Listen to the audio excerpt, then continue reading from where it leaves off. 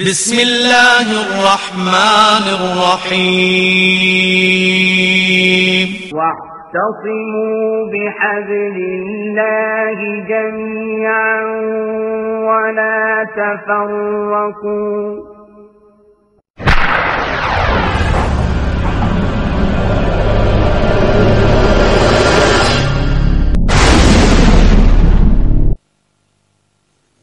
والشمس تجري لمستقر لها ذلك تقدير العزيز العليم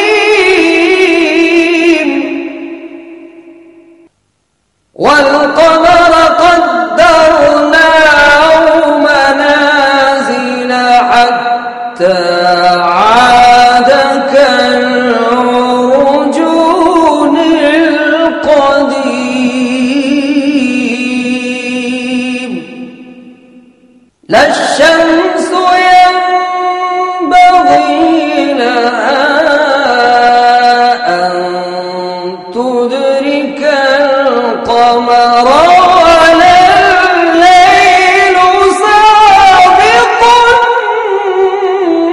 النهار وكل في فلك يسبحون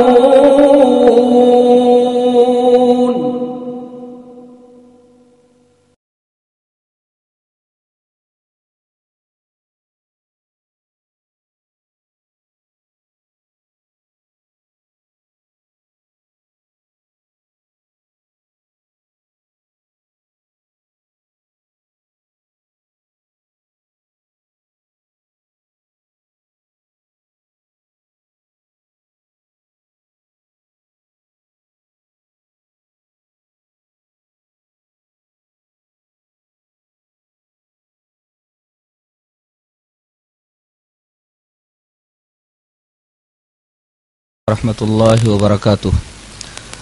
إن الحمد لله نحمده ونستعينه ونستغفره ونعوذ بالله من شرور أنفسنا ومن سيئات أعمالنا من يهده الله فلا مضل له ومن يضلل فلا هادي له وأشهد أن لا إله إلا الله وحده لا شريك له وأشهد أن محمدا عبده ورسوله أما بعد أعوذ بالله من الشيطان الرجيم بسم الله الرحمن الرحيم يا أيها الذين آمنوا اتقوا الله حق تقاته ولا تموتن إلا وأنتم مسلمون يا أيها الناس اتقوا ربكم الذي خلقكم من نفس واحدة وخلق منها زوجها وبث منهما رجالا كثيرا ونساء واتقوا الله الذي تساءلون به والأرحام إن الله كان عليكم رقيبا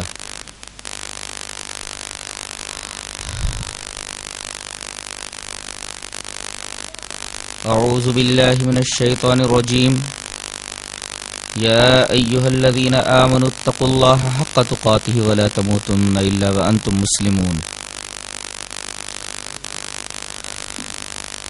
حضرات علماء کرام، محترم بزرگوں، نوجوان بھائیوں، پیارے بچوں، پردہ نشین ماں اور بہنوں،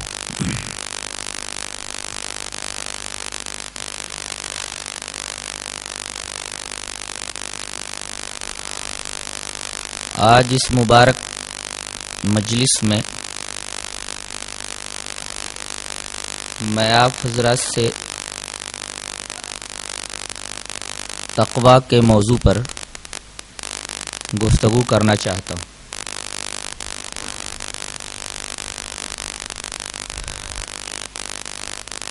جمعہ کے خطاب میں جیسا کہ آپ کو معلوم ہوا کہ روزوں کی فرضیت کا سب سے بڑا مقصد یہ ہے کہ ایمان والوں کے دلوں میں تقویٰ پیدا کیا جائے.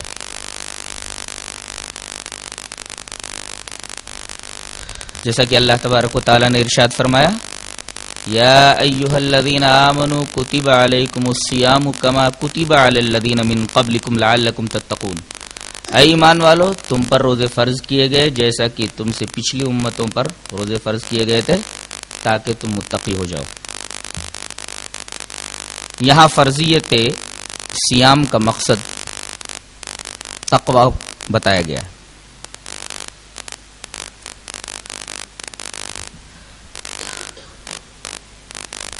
تقوی کا لفظ عربی کے لفظ وقایہ سے نکلا ہے۔ وقایہ کا مطلب ہوتا ہے بچانا،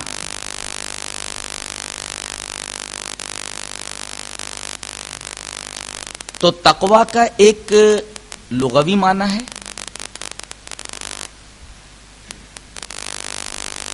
اور تقوی کا ایک اصطلاحی معنی ہے۔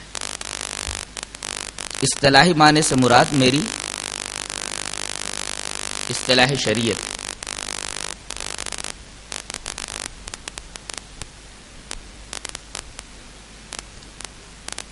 اگر کوئی آدمی گناہوں سے اپنے آپ کو بچاتا ہے تو سمجھو وہ تقوی اختیار کر رہا ہے، لیکن اس میں ایک قابل غور بات اور اہم بات یہ ہے کہ اگر گناہوں سے اپنے آپ کو بچانے کا محرک سبب دنیا ہے تو اس کو تقوی نہیں کہیں گے۔ مثلا آدمی زنا سے اپنے آپ کو بچاتا ہے، چوری سے اپنے آپ کو بچاتا ہے، شراب سے اپنے آپ کو بچاتا ہے، ان گناہوں سے اپنے آپ کو بچاتا ہے، مگر اس بچانے کا محرک دنیا ہے۔ مثلا پولیس کے خوف سے، بدنامی اور رسوائی کے خوف سے، قید و بند کی صعوبتوں کا تصور کرنے کی وجہ سے، اگر ان تمام اسباب کی وجہ سے وہ گناہوں سے اپنے آپ کو بچا رہا ہے تو گناہوں سے تو اپنے آپ کو بچا رہا ہے، مگر اس کو اصطلاح شریعت میں تقوی نہیں کہیں گے، کیونکہ یہاں گناہوں سے بچنے کا محرک دنیا ہے، اس کو ہم احتیاط پوشی کہیں گے، تقوی نہیں۔ لیکن اگر کوئی آدمی ان گناہوں سے اپنے آپ کو بچاتا ہے خوف خدا کی وجہ سے تو اس کو اصطلاح شریعت میں تقوی کہتے ہیں۔ خلاصہ یہ نکلا کہ گناہوں سے اپنے آپ کو بچا رہا ہے، اس کا سبب، اس کا محرک اگر دنیاوی ہے تو وہ تقوی نہیں، احتیاط پوشی ہے۔ لیکن کوئی آدمی اپنے آپ کو گناہوں سے بچا رہا ہے اور اس کا محرک خوف خدا ہے تو اصطلاح شریعت میں اس کو تقوی کہتے ہیں۔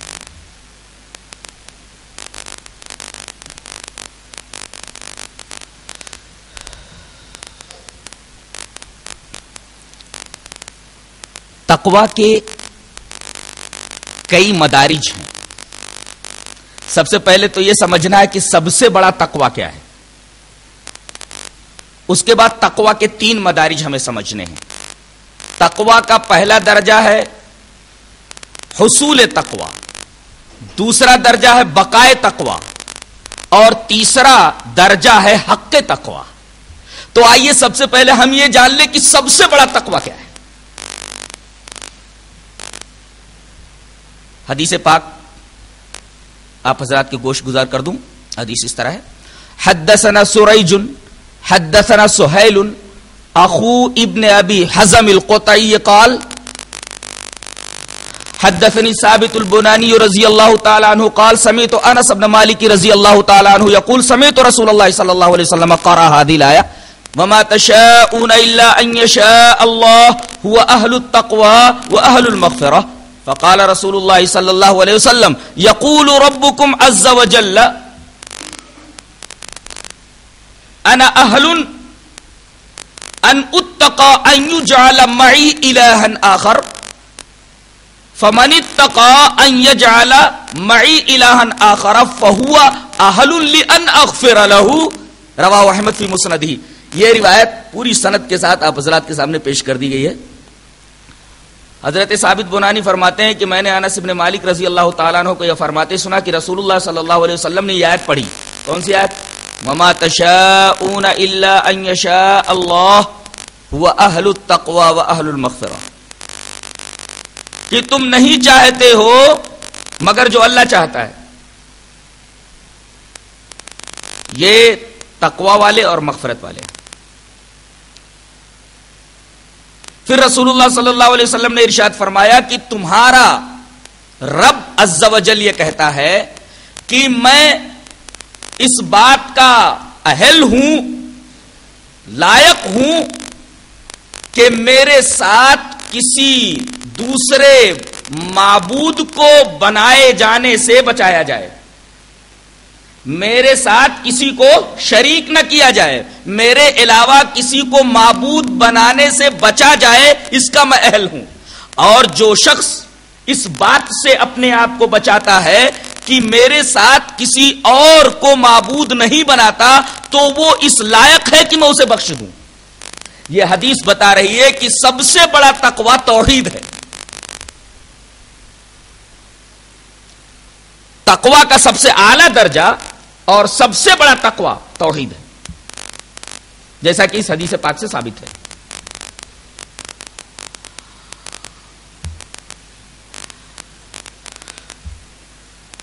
جی چاہتا ہے یہاں تقویٰ کی فضیلت پر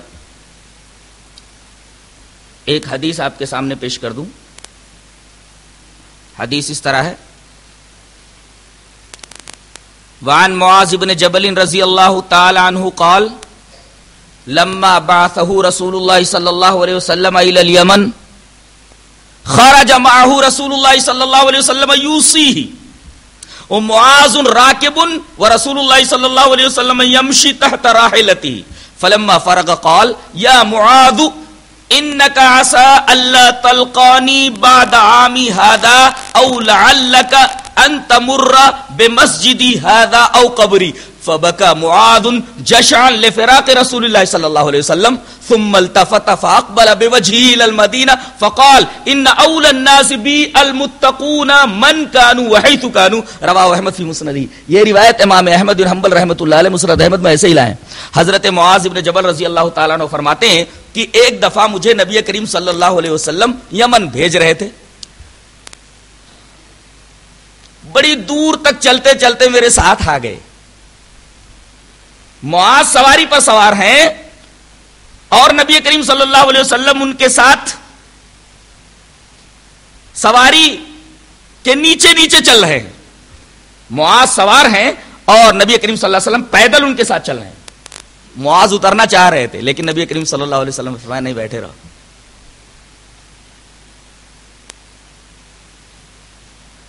جب جدا ہونے لگے تو نبی کریم صلی اللہ علیہ وسلم نے کہا: اے معاذ، جا تو رہے ہو لیکن شاید اس کے بعد تم سے میری ملاقات نہ ہو سکے، اور جب تم آؤ تو میری اس مسجد کے پاس سے گزرو یا میری قبر سے گزرو، شاید اس کے بعد میری تم سے ملاقات نہ ہو.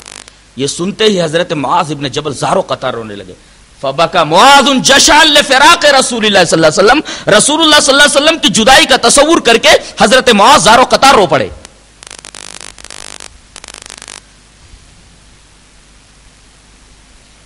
کہ ابھی تو میں رسول اللہ صلی اللہ علیہ وسلم کو دیکھ رہا ہوں، اب اس کے بعد آپ کا دیدار نہیں ہو سکے گا، اب میں کہاں ملوں گا رسول اللہ صلی اللہ علیہ وسلم سے. یہ تصور کر کے وہ زار و قطار رونے لگے.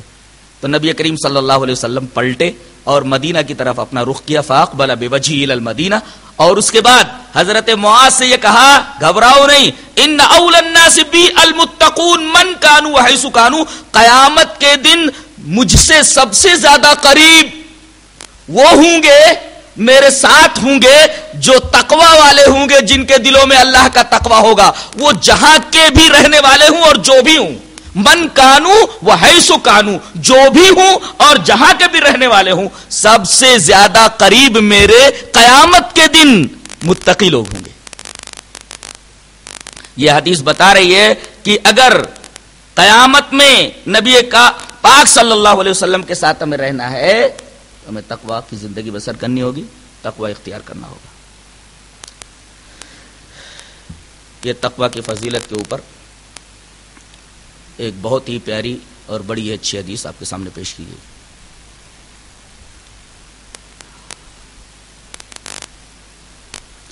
آج سب سے زیادہ ضرورت کس چیز کی ہے؟ پہلے یہ سمجھ لیجیے، اور سب سے زیادہ ضرورت انسان کو کس چیز کی ہے وہ سمجھ لیں۔ سب سے زیادہ ضرورت انسان کو نجات کی ہے کہ نجات کیسے ملے، اور اس کے بعد سب سے زیادہ ضرورت انسانوں کو اتحاد کی ہے۔ بات سمجھ میں آئی؟ سب سے زیادہ ضرورت انسان کو نجات کی ہے کہ مجھے نجات کیسے ملے، اور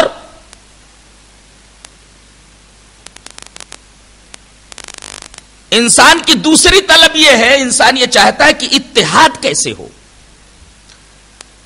اللہ تبارک و تعالی نے چوتھے پارے میں سورہ آل عمران کے اندر یہ بتا دیا کہ نجات کا دار و مدار دو اصولوں پر ہے، اور اتحاد کی بقا بھی انہی دو اصولوں پر ہے۔ اتحاد باقی رہے گا انہی دو اصولوں کے پیش نظر۔ جو ان دو اصولوں کو برتے گا وہ متحد رہے گا، اور نجات جنہیں چاہیے وہ ان دو اصولوں کو اپنی زندگی میں لائیں۔ وہ دو اصول کیا ہیں؟ اللہ تبارک و تعالی نے فرمایا، یا ایھا الذین آمنوا اتقوا اللہ حق تقاتہ ولا تموتن الا وانتم مسلمون۔ پہلی چیز تقوی ہے، یہ پہلا اصول ہے نجات کا۔ اور دوسرا واعتصموا بحبل اللہ جميعا ولا تفرقوا۔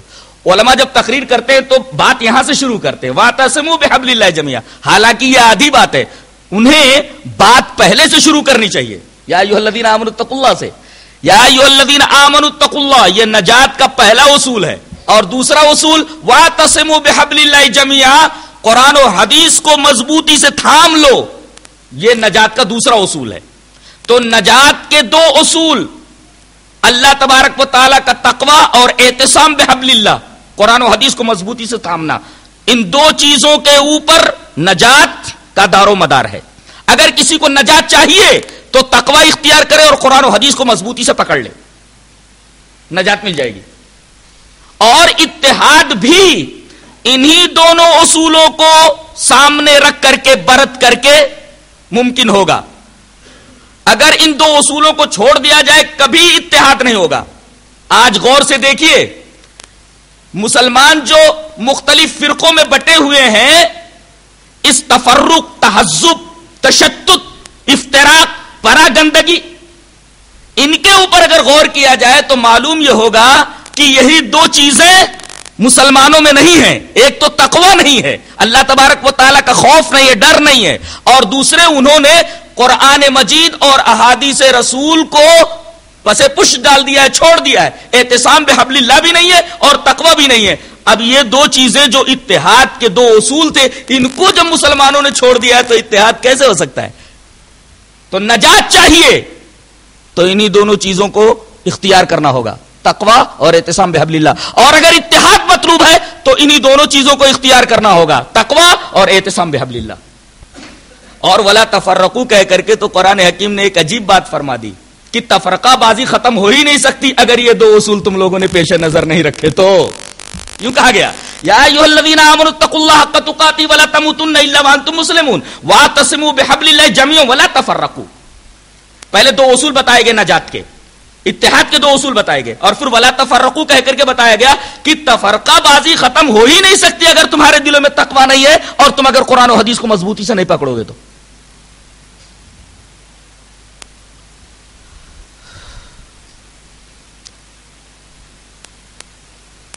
فرقہ پرستی کے اوپر اگر نگاہ ڈالی جائے تو نمایاں چیز یہی نظر آئے گی، تقوی نہیں ہے اور قرآن و حدیث کو مضبوطی سے تھاما نہیں گیا ہے.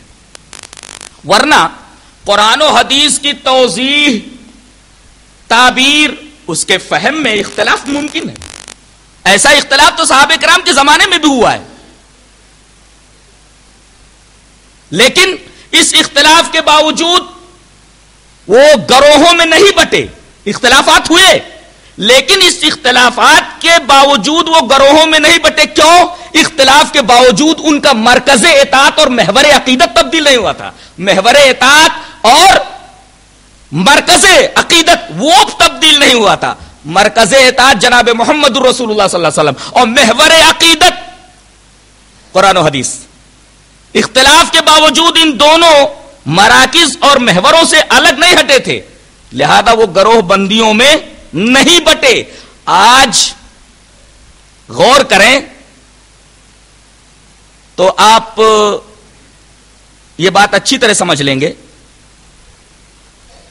کہ جب سے شخصیات کے نام پر مختلف دبستان فکر مارز وجود میں آئے، اپنے اپنے اماموں اور اپنی اپنی پسندیدہ شخصیات کے آراء اور اقوال اور ان کے اجتہادات اور ان کی فقہ کو اولین حیثیت دے کر کے قرآن اور حدیث کو انہوں نے، اللہ اور اس کے رسول کی باتوں کو انہوں نے ثانوی حیثیت دے دی. اسی وجہ سے افتراق کا المیہ عالم اسلام میں ظہور پذیر ہوا. ورنہ اختلاف تو فطری ہے، اختلاف تو صحابہ کرام میں بھی ہوا، لیکن اختلاف کے باوجود مرکز اطاعت اور محور عقیدت چینج نہیں ہوا. یہاں محور عقیدت مرکز اطاعت چینج ہو گیا. مرکز اطاعت اب نبی نہ رہ کر کے امام ہو گئے ہیں اور محور عقیدت قرآن و حدیث نہ ہو کر کے فقہ ہو گئی ہے. اسی سے افتراق کے المیہ کا ظہور ہوا. ورنہ اختلاف تو فطری ہے، اختلاف تو صحابہ کرام میں بھی تھا مسائل میں، لیکن وہ گروہوں میں کیوں تقسیم نہیں ہوئے؟ اس لیے کہ اختلاف کے باوجود مرکز اطاعت اور محور عقیدت کبھی چینج نہیں ہوا. اس بات کو اچھی طرح نگاہ میں رکھیے. تو ہم یہ بتا رہے تھے کہ نجات کے دو اصول، اتحاد کے دو اصول، تقوی اور اعتصام بحبل اللہ. ان کے بغیر نہ نجات ممکن ہے اور نہ ان دونوں کے بغیر اتحاد ممکن ہے.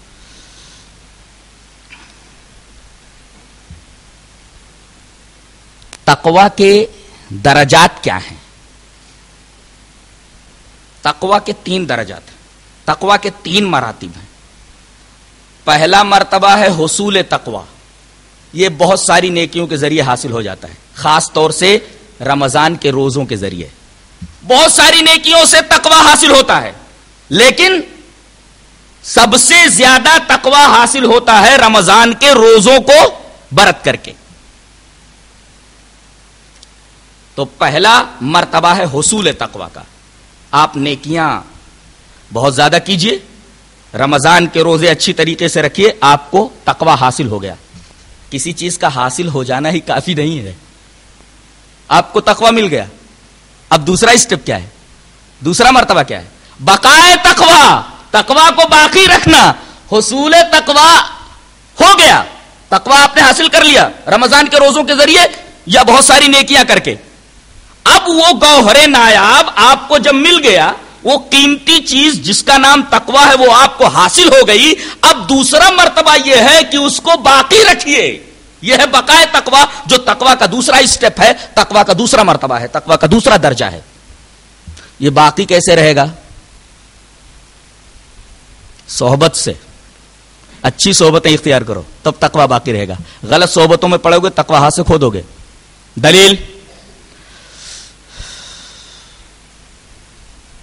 دلیل ابھی پیش کرتا ہوں، پہلے ایک بات بتا دوں. اللہ تبارک تعالی ارشاد فرماتا ہے یا ایھا الذین آمنوا اتقوا اللہ وکونوا مع الصادقین.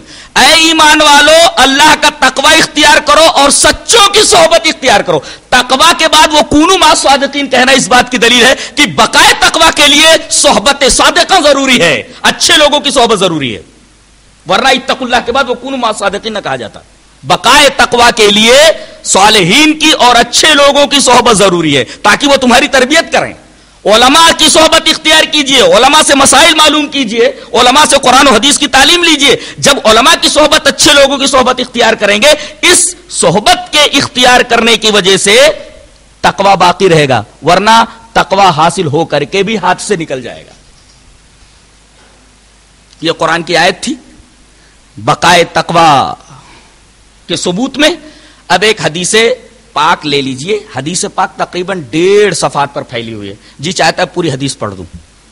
حدیث اس طرح ہے: وعن ابی سعید الخدری رضی اللہ تعالی عنہ ان نبی اللہ صلی اللہ علیہ وسلم قال کان فی من کان قبلکم رجل قتل 99 نفسا فسأل عن عالم اہل الارض فدل على راہب فاتاه فقال انه قتل 99 نفسا فهل له من توبة فقال لا فقتله فكمل به 100 ثم سأل عن عالم اہل الارض فدل على رجل عالم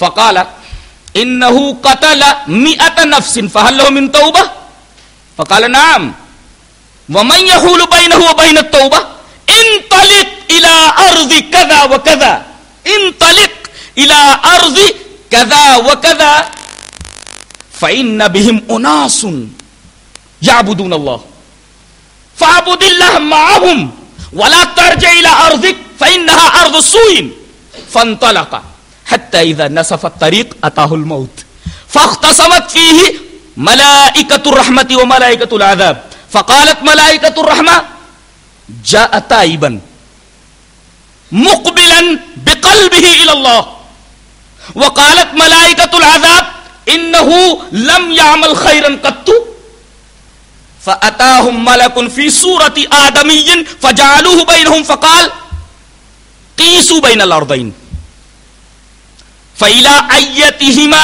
أدنى كان أدنى فهو له فقاسوا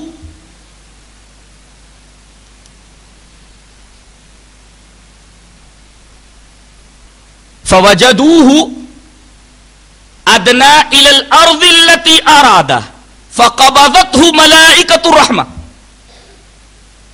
قال قتادة فقال الحسن ذكر لنا أنه لما رآه الموت نعى بصدره. رواہ مسلم فی کتاب الوصیہ. حضرت امام مسلم اس حدیث پاک کو ایسے ہی کتاب الوصیت کے اندر لائے. پوری روایت میں نے ریفر کر دی ہے.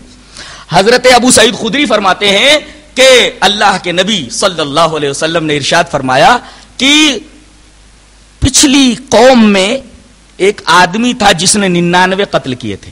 قتل 99 نفسا، 99 قتل کیے تھے. اس کے بعد اسے اپنے گناہوں پر پچھتاوا ہوا، ندامت ہوئی، میں نے کتنے لوگوں کو مار ڈالا ہے، بہت بڑا گناہ کیا ہے میں نے. فسأل عن عالم اہل الارض، بتایا گیا کہ اس نے پوچھا کہ اس وقت دنیا میں سب سے بڑا عالم کون ہے.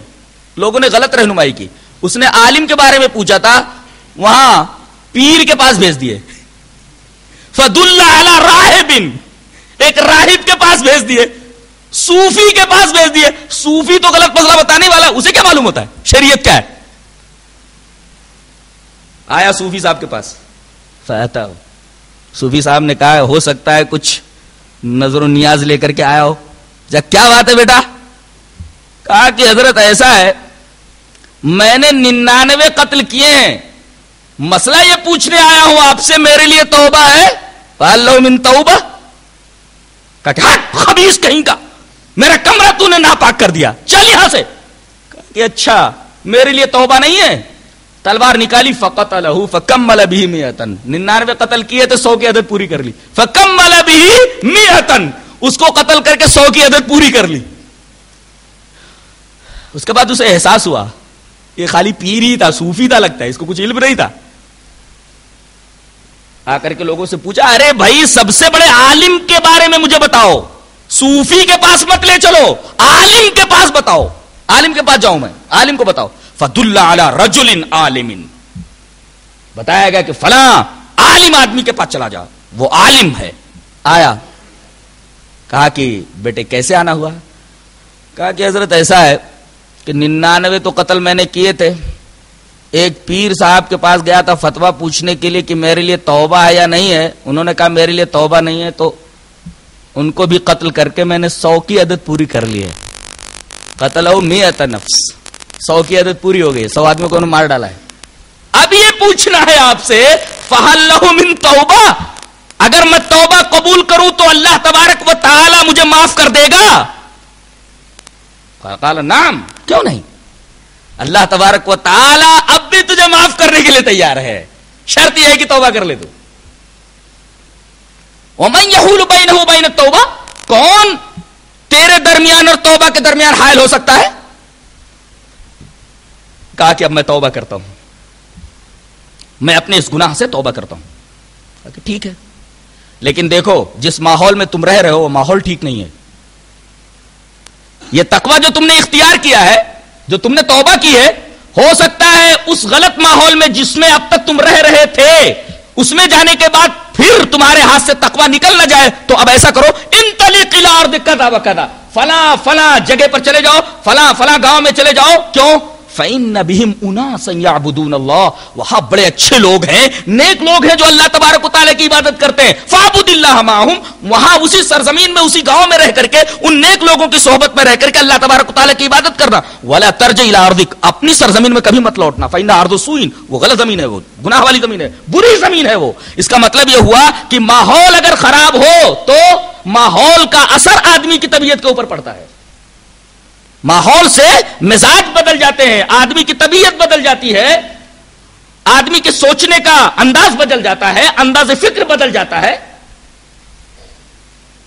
لہذا غلط صحبتوں سے اجتناب کرنا ضروری ہے.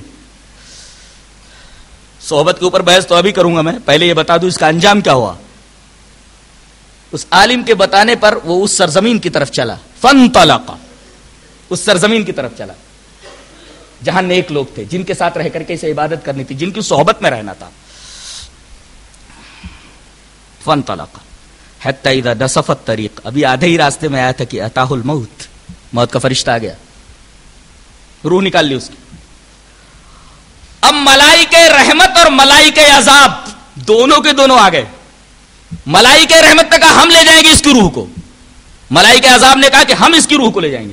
ملائکہ رحمت نے یہ دلیل دی کہ اس نے توبہ کر لی تھی، اور توبہ کے بعد یہ اچھے اعمال کی نیت کرنے کے بعد یہ اس سرزمین میں جا رہا تھا جس میں اچھے لوگ تھے. توبہ کرنے کے بعد اچھے اعمال کی نیت کر کے یہ جا رہا تھا.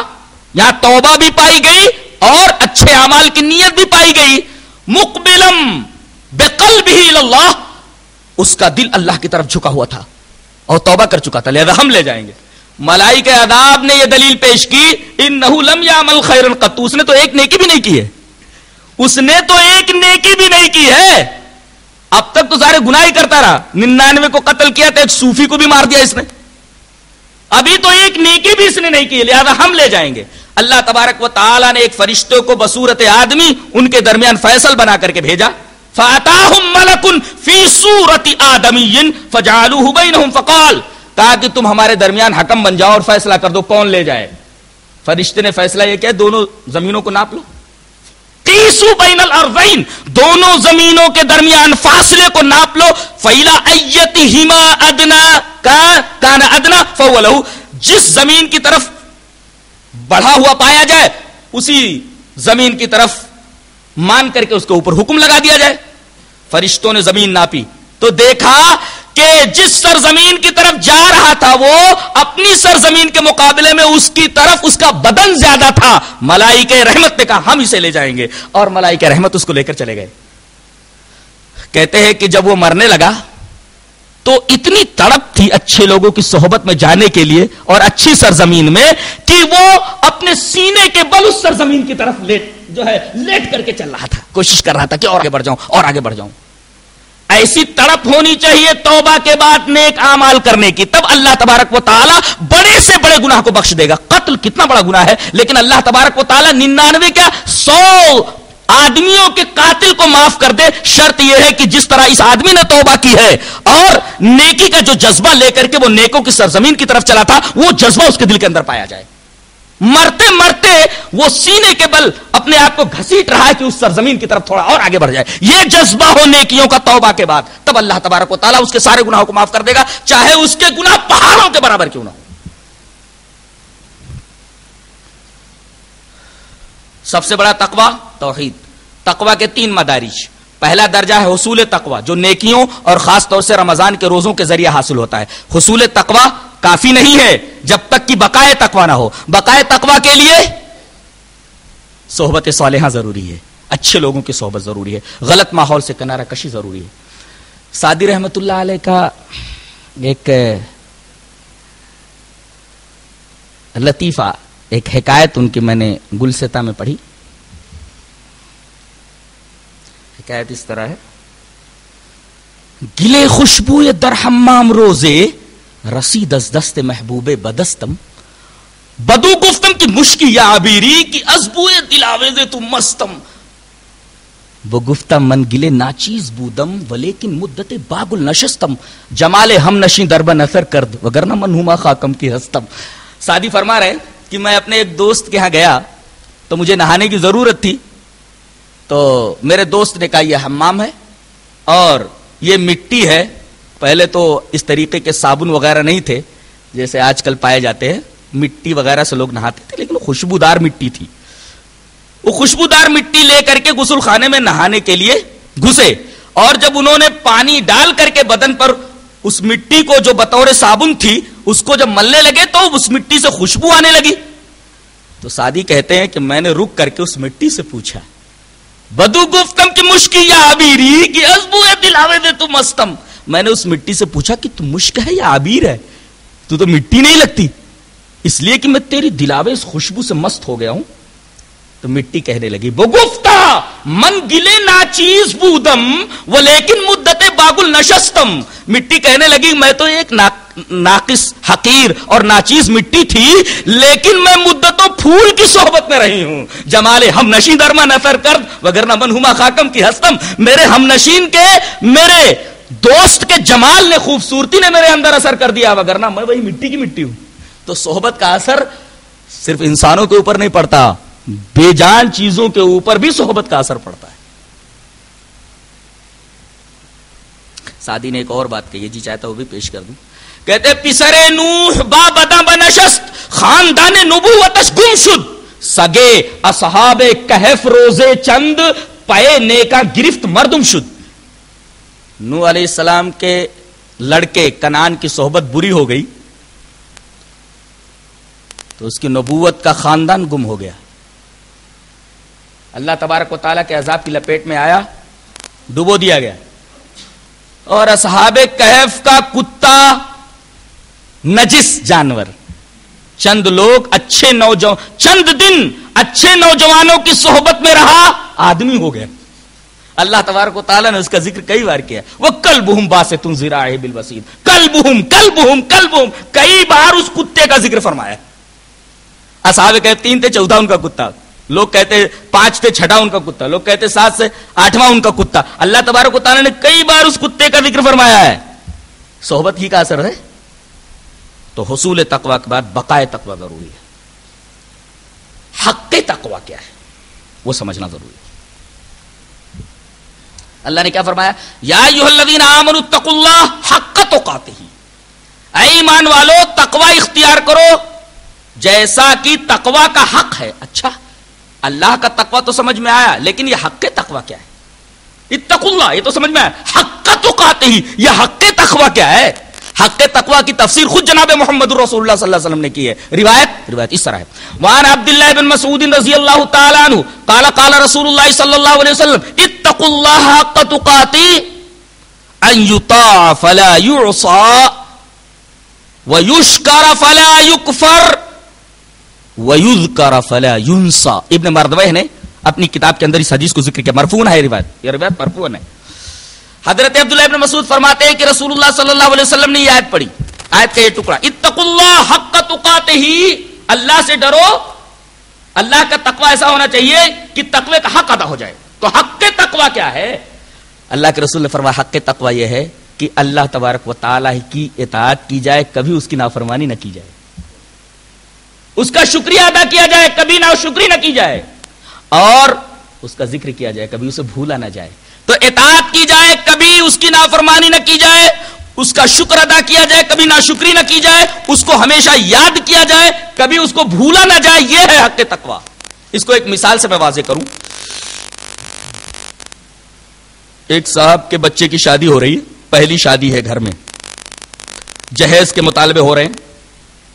ماں کہہ رہی ہے کہ ایک ہی تو بیٹا ہے اور اس گھر میں پہلی شادی ہو رہی ہے، ساری تمنائیں دل کی اب نکال لینا ہے.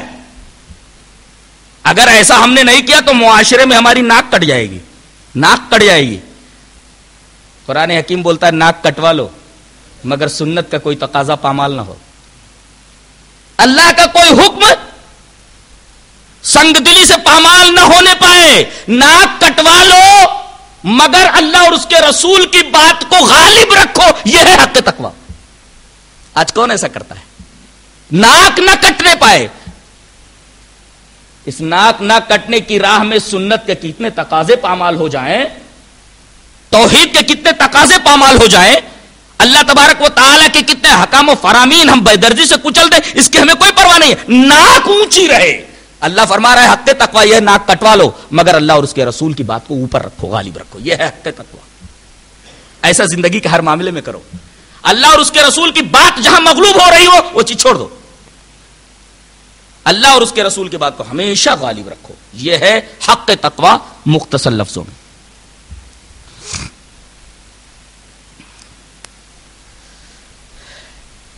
ایک سلگتا ہوا مسئلہ ہے زندگی کا کہ چاروں طرف مسلمانوں کے خلاف سازشیں ہو رہی ہیں اور یہ سازشیں عالمی پیمانے پر ہو رہی ہیں. ان سازشوں کا مقصد یہ ہے کہ مسلمانوں کو اور اسلام کو صفحہ ہستی سے نیست و نابود کر دیا جائے. قید چالو ہے، قید، جس کو ہم اردو میں سازش بولتے ہیں، قرآن حکیم کی زبان میں اسے مکر کہتا ہے اور یا قید کہتا ہے. قرآن حکیم کہتے ہیں کہ تمام سازشوں کو اگر دشمنوں کے بیکار کرنا ہے اور ان کے ضرر سے بچنا ہے کہ ان کی سازشیں کچھ نہ کر پائیں تمہارا، تو دو کام کرنے ہیں. وَإِن تَصْبِرُوا وَتَتَّقُوا لَا يَضُرُّكُمْ كَيْدُهُمْ شَيْئًا. اگر تم صبر کرو اور تقویٰ اپنی زندگی میں لے آؤ تو دنیا کی تمام طاقتیں مل کے سازش کر لیں، تمہیں کوئی ضرر نہیں پہنچا سکتا. کتنا آسان نسخہ بتا دیا گیا ہے. سازشیں کرتے رہیں لوگ، سازشیں کامیاب نہیں ہو سکتی اگر تمہاری زندگی میں صبر اور تقویٰ ہو. یہ میرا قول نہیں، کسی اور کا قول نہیں، یہ اللہ تبارک و تعالیٰ کا قول ہے، اللہ کا فرمان ہے. وَإِن تَصْبِرُوا وَتَتَّقُوا لَا يَضُرُّكُمْ كَيْدُهُمْ شَيْئًا. یہ ایک سلگتا ہوا مسئلہ ہے. دوسرا برننگ ٹاپک ہے زندگی کا، روزی کا. روزی، ہر آدمی روزی کے پیچھے پریشان ہے. اللہ تبارک و تعالیٰ بتاتا ہے کہ ایک نسخہ بتا رہا ہوں، وہ نسخہ تم اپنی زندگی میں لے آؤ، روزی کا مسئلہ بھی حل کر دیتا ہوں. وَمَن يَتَوَكَّلْ عَلَى اللَّهِ فَهُوَ حَسْبُهُ وَيَرْزُقْهُ مِنْ حَيْثُ لَا يَحْتَسِبُ. اللہ تبارک و تعالیٰ کا تقوی اختیار کرو، تمہاری روزی کا مسئلہ بھی ہم حل کیے دیتے ہیں. شرط یہ ہے کہ اللہ تبارک و تعالیٰ کا تقوی اختیار کرو.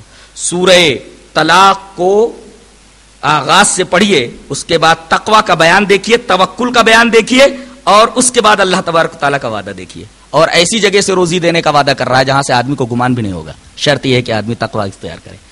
تو یہ جو دو سلگتے ہوئے زندگی کے مسائل ہیں، ان کا حل صرف اور صرف تقوی میں ہے. یہ قرآن حکیم کا بیان ہے، یہ قرآن حکیم کا بیان ہے. اب آخری پہلو رہ گیا کہ میں تقوی کو اور اچھی طرح سمجھا دوں، اور اچھی طرح سمجھا دوں. دیکھو، کسی میلے کچیلے کپڑے کو جب رنگنا ہوتا ہے تو سب سے پہلے کیا کیا جاتا ہے؟ اسی میلے کچیلے کپڑے کو رنگ میں ڈال دیتے ہیں؟ نہیں، میلے کچیلے کپڑے کو پہلے صابن اور سوڈے سے دھل کر کے صاف کیا جاتا ہے، سکھایا جاتا ہے، اور اس کے بعد استری کر دیا جاتا ہے. یہ مرحلہ ہے ایمان کا. کفر کی غلاظت دل سے نکل گئی، ایمان آ گیا. یہ پہلا مرحلہ ہے. میلے کچیلے کپڑے کو صابن اور سوڈے سے دھل دیا گیا، پریس کر دیا دیا گیا سکھا کر کے، یہ مرحلہ ہے ایمان کا. یہ میلا کچیلا کپڑا کیا ہے؟ شرک ہے، بدعت ہے، کفر ہے، دل سے نکل گیا. یہ میلا کچیلا کپڑا کیسے صاف ہوا دل کا؟ ایمان کے ذریعے. ایمان صابن اور سوڈے کی طرح ہے. یہ پہلا مرحلہ ہے ایمان کا. اچھا، اب کپڑا صاف ہو گیا، استری کر دیا گیا. اب دوسرا مرحلہ کیا ہے؟ اس کپڑے کے اوپر بوٹے بنائے جاتے ہیں، نقش و نگار بنائے جاتے ہیں، پھول پتیاں بنائی جاتی ہیں. برابر، قسم قسم کی پھول پتیاں ہوتی ہیں. اچھا، یہ مرحلہ ہے اسلام کا. حج، روزہ، زکات، نماز وغیرہ یہ بیل بوٹے ہیں اس کپڑے کے اوپر. غور کیجئے کہ ایمان اور اسلام دونوں ایک ہی چیزیں ہیں، ایک ہی چیز میں موجود ہے. اسی کپڑے میں دیکھ لو آپ، کپڑا صاف ستھرا ہو گیا، ایمان آ گیا، اور اس پر بیل بوٹے بنا دیے گئے تو اسلام آ گیا. مختلف قسم کے بیل بوٹے ہوتے ہیں اور مختلف قسم کی عبادتیں بھی ہوتی ہیں.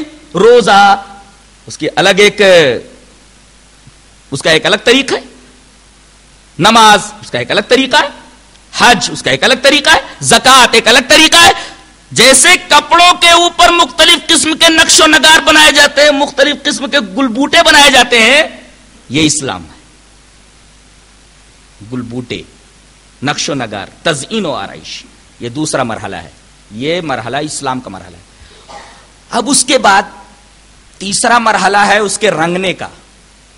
کسی لطیف رنگ میں رنگا جائے، دلاویز رنگ میں اس کو رنگا جائے، تاکہ یہ جو بیل بوٹے کپڑے کے اوپر بنے ہوئے ہیں یہ اور زیادہ نمایاں ہو جائیں، کپڑا اور خوبصورت ہو جائے.